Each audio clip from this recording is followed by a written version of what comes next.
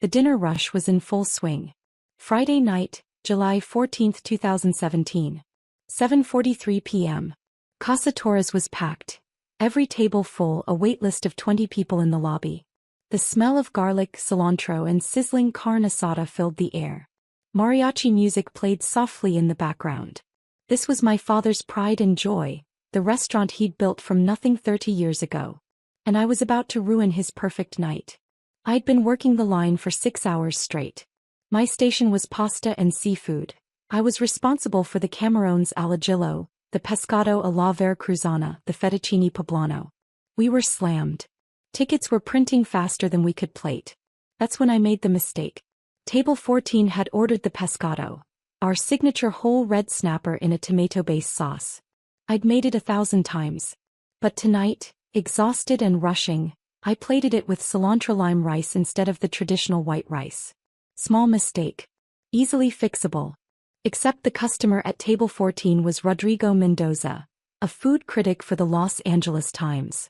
And my father saw it before it left the kitchen. Vaya. His voice cut through the kitchen noise like a knife. What is this? I looked up from the shrimp I was sautéing. My father was holding the plate I'd just finished, his face dark with fury. The pescado for table 14, I said. With cilantro lime rice? My stomach dropped. I made a mistake. I'll fix it. You'll fix it. He slammed the plate down on the counter. The fish slid sideways, sauce splattering. Do you know who that table is? Do you? Dad, I'm sorry. I'll remake it right now. Rodrigo Mendoza is sitting at that table. The Rodrigo Mendoza. And you were going to send him the wrong dish. The kitchen had gone quiet. Luis, our sous chef, was frozen mid-chop. The other line cooks had stopped working. Everyone was staring. It was an accident, I said quietly. Let me fix it. An accident? Maya, you've been working here for 3 years. 3 years. And you still make mistakes like this. Everyone makes mistakes. Not everyone. Carlos doesn't make mistakes. He gestured at Carlos, our headline cook. Luis doesn't make mistakes. Your brother doesn't make mistakes. There was my brother Javier. Javier had worked at Casa Torres for 5 years before opening his own place in Santa Monica. My father talked about him constantly. Javier runs a tight kitchen. Javier knows how to handle pressure. Javier made me proud. I was the daughter who couldn't measure up. I'll remake the dish, I said, reaching for the plate. My father pulled it away. No. You're done for tonight. Dad, we're in the middle of service. I said you're done. His voice was loud enough that I heard the dining room conversations pause. My face burned. I made one mistake. But I can fix it in 3 minutes. It's not just this mistake, Maya. It's every mistake. You're slow. You're sloppy. You can't handle pressure. Do you know how many times I've had to step in and fix your screw-ups? That's not fair. You want to talk about fair? He stepped closer, his voice rising. I gave you a job here when no one else would hire you. I trained you myself. I let you work the line when you barely knew how to dice an onion. And this is how you repay me? By embarrassing me in front of the most important critic in Los Angeles. Tears stung my eyes. I refused to let them fall. Not here. Not in front of everyone. I'm sorry, I said, my voice barely above a whisper. Sorry doesn't cut it. You know what your problem is, Maya? You don't have what it takes. You're not cut out for this business. I don't know why I thought you could be. The kitchen was dead silent. 40 customers in the dining room could probably hear every word. Get out, my father said. What? Get out. You're fired. Take off your apron and leave. I stared at him. Dad, you can't be serious. Do I look like I'm joking? You're useless in this kitchen. You're a liability.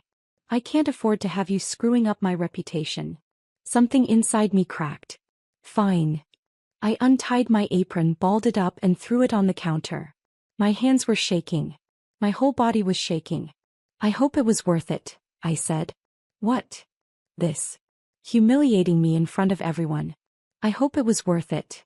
I walked past the line cooks, past Luis who wouldn't meet my eyes, past Carlos who looked uncomfortable. I walked through the dining room where 40 customers pretended not to stare. I walked past my mother at the host stand, her face stricken. Maya, she started. I kept walking. I got in my beat-up 2008 Toyota Corolla and drove to my apartment in Echo Park. I sat in my car for 20 minutes, too numb to move. Then I went inside, lay on my bed and finally let myself cry. My phone rang at 11:30 p.m. My mother. Mija, are you okay? Did he send you to call me? No. He's still angry. But Maya, you know how he gets during service. The pressure.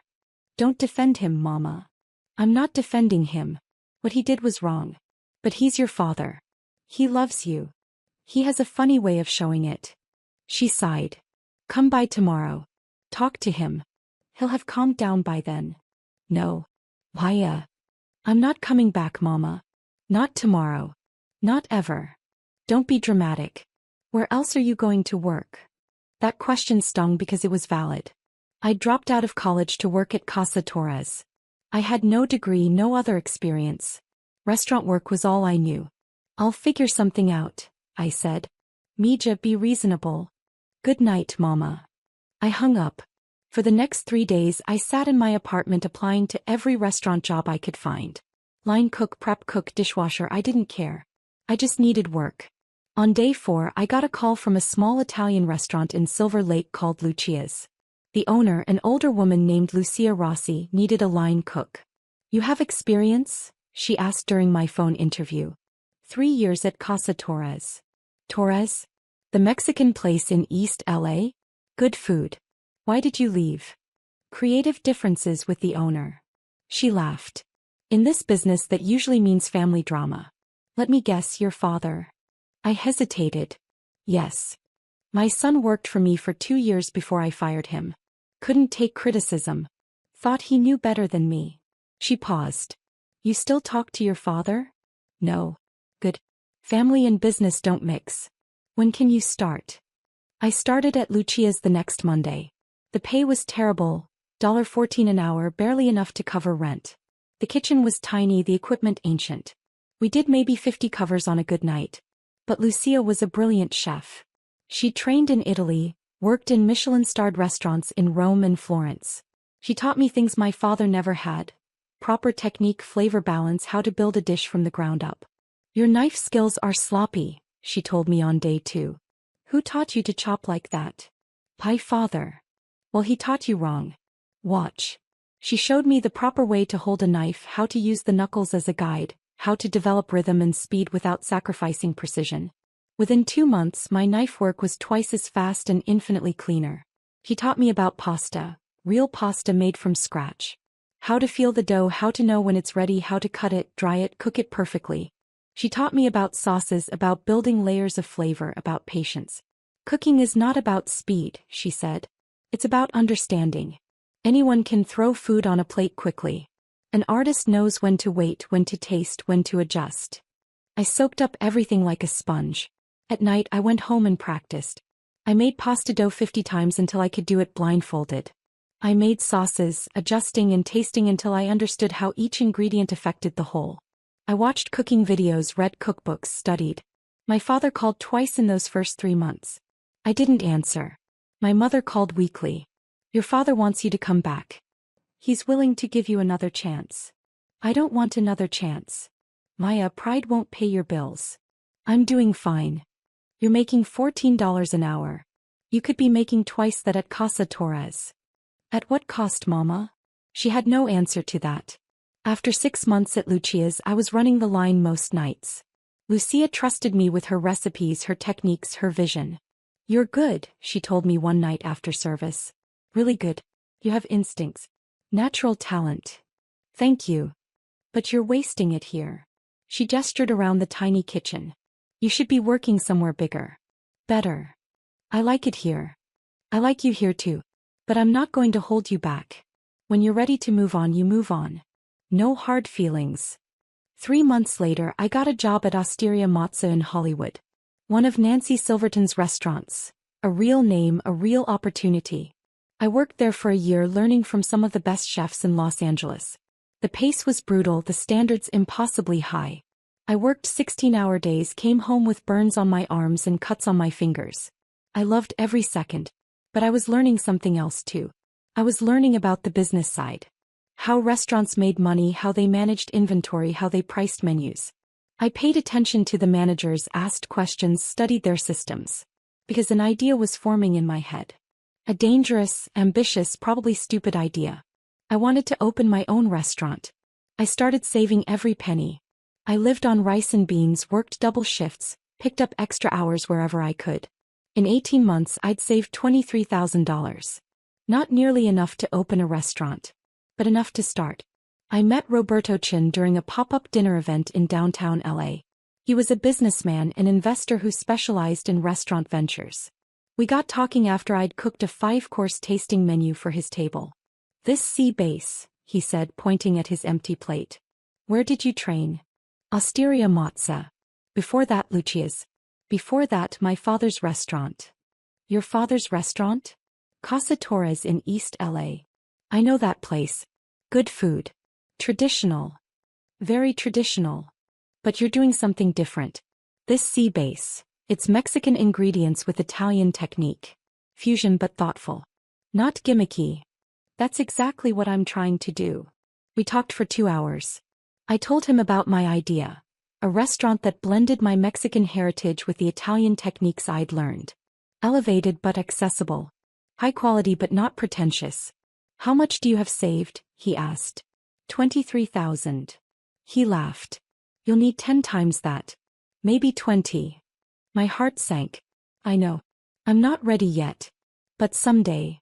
What if I said I'd invest? I stared at him. Seriously. I like your food. I like your vision. More importantly, I like your humility. You know what you don't know.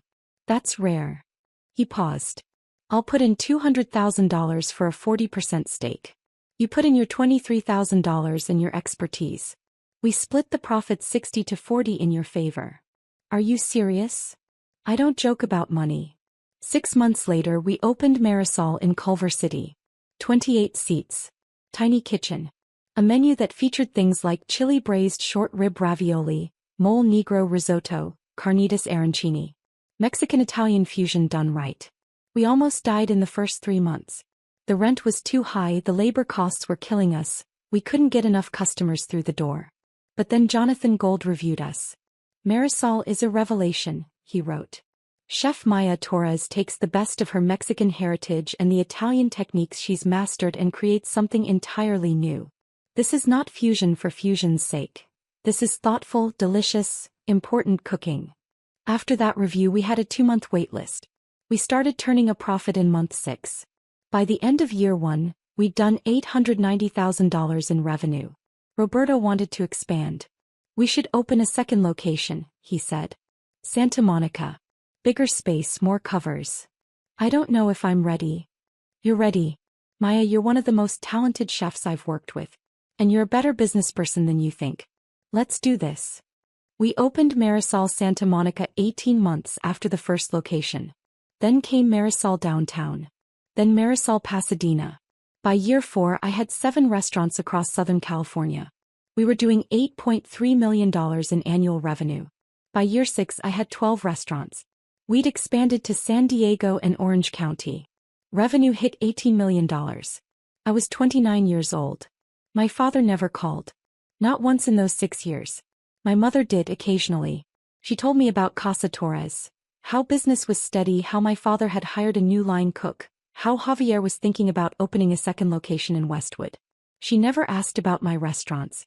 I think it was too painful for her to acknowledge that I'd succeeded without them. In year 7, I got a call from a commercial real estate broker named Susan Park. Miss Torres, I have a property that might interest you. A restaurant space in East LA. The current owner is looking to sell. I'm not looking to expand into East LA, I said. It's Casa Torres. I froze. What? Casa Torres. The Mexican restaurant on 4th Street. The owner is looking to retire. He's asking $2.1 million for the business, property, and all assets. My heart was pounding. Why is he selling? He's getting older. Business has been declining for the past few years. Competition in the area has increased. He wants to sell while he still can. Who's the owner? Eduardo Torres. I believe he's my father. Silence on the other end. I see, Susan finally said. This might be complicated. Does he know you're calling me? No. I'm calling every restaurant operator in Southern California. Your company came up because of your expansion success. I had no idea about the family connection. I sat back in my chair. Casa Torres. The restaurant where I'd learned to cook, where I'd been humiliated, where I'd been fired. The restaurant my father loved more than he'd ever loved me. Send me the financials, I said. The numbers were worse than I'd expected. Revenue had dropped 35% over the past 3 years. The property needed significant repairs. Equipment was outdated. They were barely breaking even. But the location was prime. The building itself was worth at least $1.4 million. The business, even struggling, had name recognition and a loyal customer base. It was worth buying. But more than that, and I wasn't proud of this, I wanted it. I wanted to own the place that my father had chosen over me. I wanted him to know that the daughter he'd called useless had become successful enough to buy his entire legacy. It was petty. It was vindictive. I didn't care. Make an offer, I told my lawyer Richard Chin, Roberto's cousin. $1.8 million. All cash. 30-day close. That's $300,000 under asking. Their financials are a mess. They'll take it. 3 days later Susan called back. They accepted. But Eduardo wants to meet the buyer before he signs. No. Miss Torres, it's a reasonable request. Tell him the buyer wants to remain anonymous until closing. That's non-negotiable. She sighed. I'll try. My father pushed back. He wanted to know who was buying his restaurant, wanted to meet them, wanted assurances they'd maintain his legacy. I held firm. Anonymous buyer or no deal. Finally, his lawyer convinced him. Eduardo, you're in no position to be picky. You have one serious offer. Take it. The closing was scheduled for October 23, 2024. 2 p.m. at Richard's office in Century City. I dressed carefully that morning. Black Armani suit. Louboutin heels. My hair pulled back in a sleek bun. I looked like exactly what I was. A successful restaurateur worth $4.7 million on paper. I arrived at Richard's office at 1:45 p.m. He'd set up the conference room perfectly, me at the head of the table, my back to the door. You sure about this? Richard asked. Completely. It's going to be brutal. Good. My father arrived at 2:03 p.m. I heard his voice in the lobby talking to Richard's assistant. That familiar baritone, slightly rougher now with age. My mother was with him. I heard her too. Richard brought them into the conference room. I didn't turn around. Mr. and Mrs. Torres, please have a seat, Richard said. We're just waiting for. Where's the buyer? My father interrupted. I was told they'd be here. She's here, Richard said. I heard them sit down across from me. I still didn't turn. These are the closing documents, Richard continued, laying papers on the table. We've structured this as an asset sale. Ms. Torres is purchasing the business, the property, all equipment and inventory, the Casa Torres name and trademark. Wait, my father said. Ms. Torres? The buyer is a woman. Yes. Who is she? What's her background? What are her plans for the restaurant? Richard looked at me. I nodded slightly. I turned around. The look on my father's face was worth every penny of that $1.8 million. His mouth fell open. His face went white, then red, then white again. His hands gripped the edge of the table. My mother gasped. Why, hello, Papa. Mama. My father tried to speak. No words came out. You're buying Casa Torres? My mother finally managed. I am. But, how? Where did you get? She looked around the conference room at the expensive furniture, at Richard in his $3,000 suit. I don't understand. Ms. Torres owns and operates 12 restaurants across Southern California, Richard said smoothly. Annual revenue of approximately $18 million. She's purchasing Casa Torres through her company Marisol Restaurant Group. My father found his voice. 12 restaurants. 12, I confirmed. That's impossible.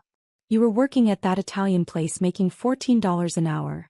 That was 7 years ago, Papa. Things change. He stared at me like I was speaking a foreign language. You own 12 restaurants. I do. Would you like to see the portfolio? I slid a folder across the table. He opened it with shaking hands. Photos of each location. Revenue figures. Press clippings. Boards. Jonathan Gold's review. A Forbes article about emerging restaurant entrepreneurs that featured me. "This is all yours," he whispered. "All mine. Well, 60% mine. My investor owns 40%. But you couldn't handle Casa Torres. You couldn't handle the pressure." "I couldn't handle you," I corrected. "There's a difference." Silence. My mother was crying silently. My father looked like he might be sick. "Why?" he finally asked. "Why are you buying my restaurant?" "Because it's a good investment. Prime location, recognizable name, established customer base. Once I update the equipment, renovate the space, and refresh the menu, it'll fit nicely into my portfolio." "Refresh the menu?" His voice rose. "That menu has been the same for 30 years. It's tradition. It's our family's recipes. It's outdated. Your revenue is down 35%, Papa. You're barely breaking even.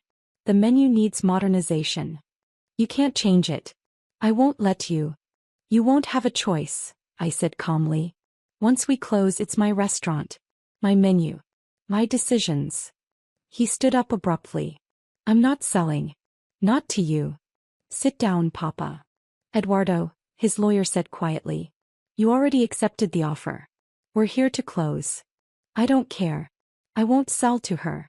Not after what she—" He stopped, seeming to realize how absurd that sounded. "After what what?" I asked. "Please finish that sentence." He said nothing. "You won't sell to me after I left? After you fired me in front of 40 customers and called me useless?" I leaned forward. "Or maybe you won't sell to me because it's humiliating. Because the daughter you thought was a failure is successful enough to buy your entire legacy with cash." "Maya," my mother said softly. "Please. Please what, Mama? Please let this go? Please pretend the last 7 years didn't happen? Please pretend he didn't destroy me that night." "I was angry," my father said. "You made a mistake during the most important service we'd had in months." "I made one mistake.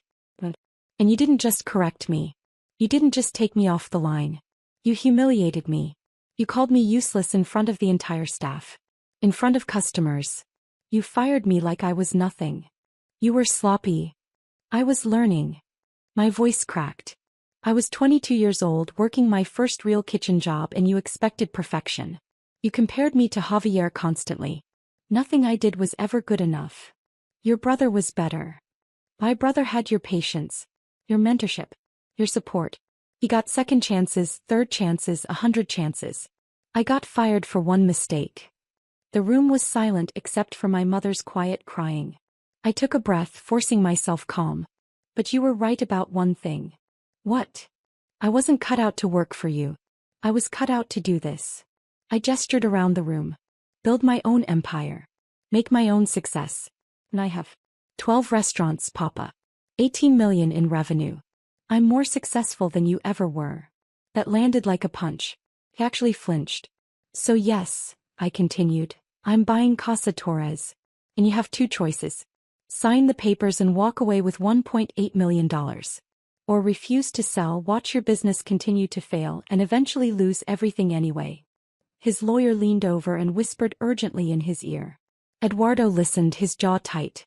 "How long do I have to decide?" he finally asked. "You don't," Richard said.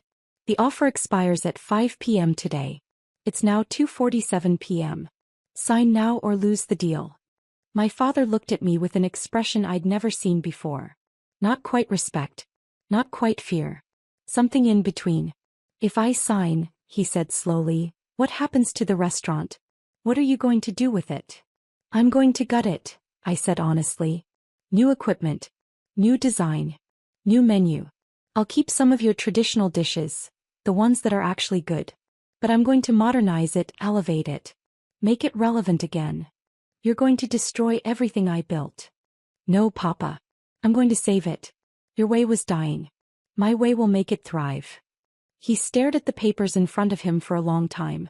"Eduardo," his lawyer said quietly, "you need the money. The property needs repairs you can't afford. Your revenue is dropping every month. This is a good offer." My father picked up the pen with a shaking hand. He signed. Page after page after page. Each signature seemed to age him a year. When it was done, Richard collected the papers. Congratulations, Miss Torres. You're now the owner of Casa Torres. I stood up and extended my hand to my father. Thank you for your business. He looked at my hand like it was a snake. But he shook it. His palm was clammy.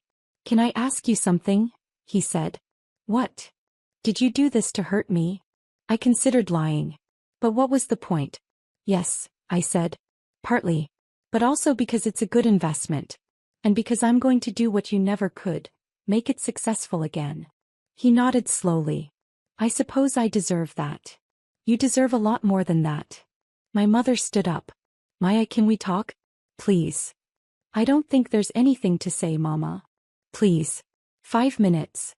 Just you and me. I looked at Richard. He nodded. I'll finalize the paperwork with Mr. Torres and his attorney. I followed my mother out to the hallway. She was still crying. I'm sorry, she said immediately. For all of it. For not standing up for you that night. For not defending you to your father. For not being a better mother. Okay. Is that all you can say? Okay. What do you want me to say, Mama? That it's fine? That I forgive you? I don't. Not yet. What can I do? Nothing. There's nothing you can do. The damage is done. You're my daughter. Then you should have acted like it 7 years ago. I softened slightly. Look, I don't hate you. I'm not trying to hurt you. But I'm also not going to pretend everything is fine. You stood by and watched him destroy me. You chose him over me. That's not something I can just forget. I was scared, she whispered. Your father, when he gets angry. I didn't know what to do. You could have called me. You could have checked on me. You could have told me you believed in me. I do believe in you. Look at what you've accomplished. Now you believe in me. Now that there's proof. But then, when I was struggling and needed you, you didn't believe in me then. She had no answer for that. We stood in uncomfortable silence. Are you really going to change everything about the restaurant? She finally asked. Yes. Your father's recipes, they're our family history. Then maybe you should have treated me like family when it mattered. She flinched. That's cruel. Is it?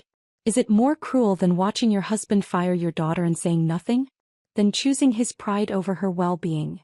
I was in an impossible position. No, Mama. You were in an uncomfortable position. There's a difference. I turned to go back into the conference room. Will we ever be okay again? She asked. I paused. I don't know. Maybe. But it's going to take a lot more than apologies. Inside, the paperwork was finished. My father was standing by the window staring out at the city. His lawyer was packing up. We're done here, Richard said. The property is officially yours, Miss Torres. Thank you, Richard. My father turned around. I have one request. What? Let me stay on for 30 days. To help with the transition. To train your staff on the recipes. No. Maya, please. Those recipes are 30 years of work. My mother's recipes, my grandmother's. I have your recipes, Papa. You left a complete recipe binder in the kitchen. I don't need you to train anyone. But. No. We're done. You have 30 days to clear out your personal belongings. After that, the property is mine and you're not welcome there. He looked like I'd slapped him. You really hate me that much? I don't hate you, I said honestly. But I don't trust you. And I don't need you. That's what you never understood. You thought I needed Casa Torres, needed your approval, needed you. But I built 12 restaurants without any of that. I don't need you now. I picked up my bag. The wire transfer will complete in 48 hours. After that, we're done. No more contact unless it's through lawyers. Maya. My mother started. Goodbye, Mama. Papa. I walked out of that conference room with my head high. The renovation of Casa Torres took 4 months. I gutted everything. New kitchen equipment, state-of-the-art everything. New dining room, modern Mexican aesthetic, warm but upscale. New bar with a serious mezcal program. And a completely new menu. I kept 5 of my father's traditional dishes. The ones that were genuinely good. The mole poblano, the cochinita pibil, the chiles rellenos. But I elevated them. Better ingredients, refined techniques, beautiful plating. The rest of the menu was mine. My vision. Mexican-Italian fusion, the style I'd become known for. Chili braised short rib ravioli. Mole negro risotto. Carnitas arancini. Tequila lime scallops with corn puree. I hired a new staff.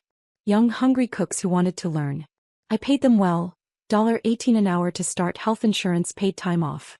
I created the kitchen environment I'd always wanted. Casa Torres, now rebranded as Casa Marisol, reopened on March 15, 2025. The reviews were incredible. Maya Torres has taken her father's legacy and transformed it into something extraordinary, wrote Patricia Escarcega in the LA Times. This is not your traditional Mexican restaurant. This is elevated, innovative, exciting. And it's packed every night.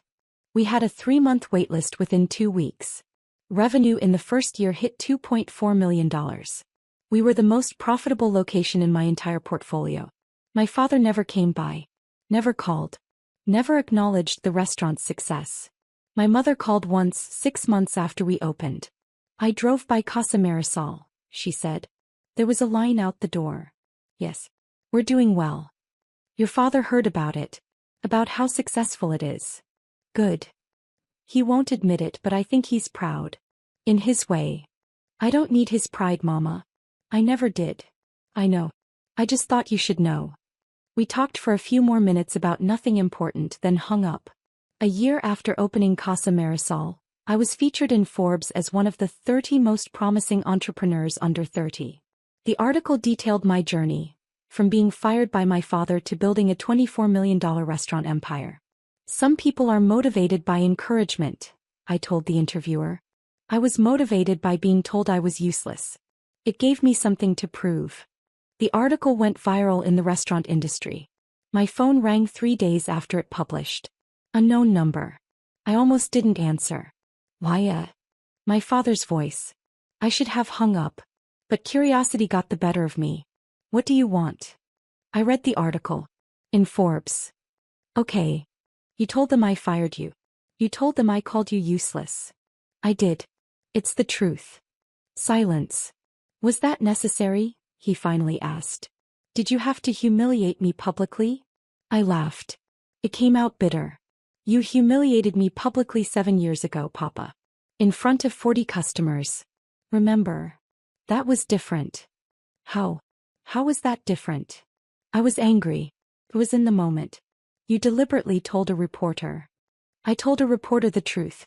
I'm sorry if the truth is embarrassing for you. Maybe you should have thought about that before you fired me in front of everyone. I gave you a job when no one else would. I earned that job. I worked there for 3 years. And you threw me away like I was nothing. You made mistakes. Everyone makes mistakes. I was shouting now. But you never gave me the same grace you gave Javier. You never gave me a chance to learn, to grow, to prove myself. You decided I was useless and that was it. I was wrong. That stopped me. What? I was wrong, he repeated, his voice quiet. About you. About firing you. About all of it. I didn't trust myself to speak. You built something incredible, he continued. 12 restaurants. Millions in revenue. National recognition. You did what I couldn't do. You actually succeeded. Is there a point to this call, Papa? I want to apologize. 7 years late. I know. I know I'm late. But I'm trying, Maya. I'm trying to admit I was wrong. Hey, you admitted it. Is that all? Can we talk? In person? Can I see you? Why? Because you're my daughter. Because I miss you. Because I want to make things right. I closed my eyes. Part of me, the part that was still 22 years old and desperate for her father's approval, wanted to say yes. But the rest of me, the part that had built an empire without him, knew better. I don't think so, I said. Paya, please. You had 7 years, Papa. 7 years to call, to apologize, to acknowledge what you did. You stayed silent. You only called now because I'm successful. Because I made Forbes. Because now I'm worth acknowledging. That's not fair. Isn't it? If Forbes had written that I was still working at Osteria Mozza making $18 an hour, would you have called? Would you have apologized then? He didn't answer. That's what I thought, I said. You're not sorry you fired me. You're not sorry you called me useless. You're sorry you were wrong about me. There's a difference. What do you want from me? He asked, his voice breaking. What can I do to make this right? Nothing, I said. There's nothing you can do. Because the person who needed your approval, who needed your support, who needed you to believe in her, that person doesn't exist anymore. You destroyed her 7 years ago. I'm someone different now. Someone who doesn't need you. You'll always be my daughter. Biologically, yes. But family is more than biology. Family is showing up. Family is support. Family is believing in each other even when things are hard. You weren't family when I needed you. I'm not going to pretend we're family now just because it's convenient for you. Silence on the other end. Goodbye, Papa. I hung up. He called back. I didn't answer. He called 5 more times over the next week. I blocked his number. My mother called too. He's trying Mija. Can't you give him a chance? He had all the chances in the world. He used them up. He's your father. And I'm his daughter. But he forgot that when it mattered. 6 months later, Marisol Restaurant Group expanded to 15 locations. We opened 3 more restaurants. 1 in Las Vegas, 1 in San Francisco, 1 in Austin. Total annual revenue hit $31 million. I was 31 years old and worth on paper roughly $11 million. Casa Marisol continued to thrive. It became the flagship location, the one featured in magazines and food blogs. The one where celebrities came to eat. The one that proved you could honor tradition while embracing innovation. Every time someone praised it, every time a critic wrote a glowing review, every time we had a line out the door, I thought about my father's words, "You're useless." And I smiled. Because I'd proved him wrong in the most permanent way possible. I'd bought his legacy and made it better. Last month, I got an invitation to speak at a restaurant industry conference. Building a successful restaurant empire, from line cook to CO. During the Q&A, someone asked, "What's the best advice you ever received?" I thought about that. The best advice I ever received, I said slowly, was actually the worst thing anyone ever said to me. My father told me I was useless. That I wasn't cut out for this business. That I would never succeed. The room was silent. And I believed him, I continued. For about a day. And then I decided he was wrong. I decided I would prove him wrong. And that decision changed my life. I paused.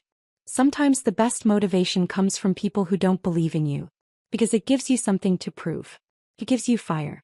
And if you channel that fire correctly, you can build something incredible. After my talk, a young woman approached me. She couldn't have been more than 23. "Miss Torres? I just wanted to say thank you. My father owns a restaurant. He says women can't be chefs. That I should just work the front of house or get married." She took a shaky breath. "Your story gives me hope." I took her hand. "Then let me give you some advice. Don't wait for his approval.